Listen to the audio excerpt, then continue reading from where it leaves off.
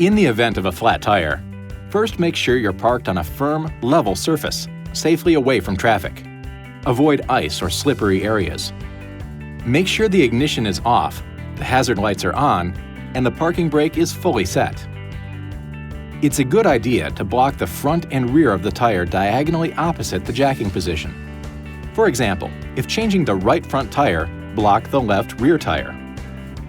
You'll find the jack tools and lug wrench under the right rear passenger seat. To remove the tools, lift the seat cushion and turn the wing nut counterclockwise. Then remove the jack and toolkit. Remove the spare tire before attempting to jack up the truck. Attach the lug wrench to the jack extension tube. Make sure the spring clip in each extension tube section clicks together in the mating extension tube. The handle, comprised of all the extension tubes, locks at all positions except the lug wrench attachment.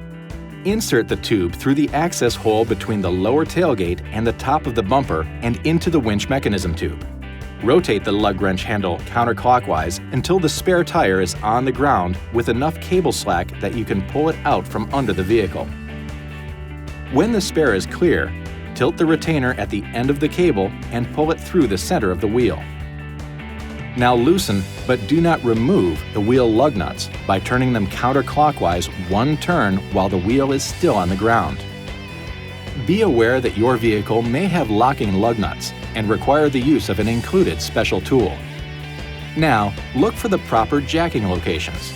For a front wheel, place the scissor jack under the axle with the handle extended diagonally toward the rear of the vehicle. For a rear wheel, place the jack under the axle between the wheel and the shock bracket with the handle extended to the rear of the vehicle. Make sure the jack itself is level.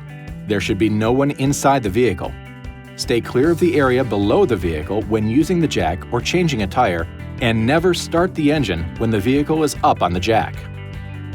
Now you're ready to raise the vehicle. Before you connect the lug wrench handle to the jack, make sure the jack is directly below the proper lift point. Then, use your fingers to turn the jack screw clockwise to raise the jack until it's securely seated under the lift point. The center line of the jack should sit right on the center line of the axle. Don't jack at an angle, or you could ruin the jacking tools. Now, connect the hook attachment to the jack handle assembly and use it to raise the vehicle. Keep the handle in line with the jack to minimize lifting effort and to ensure jack function. Raise the vehicle until you've got just enough clearance to install the spare tire. Remember, minimum tire lift provides maximum stability.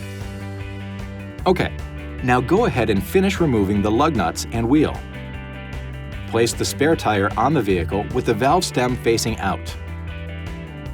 The vehicle could be damaged if the spare tire is mounted incorrectly.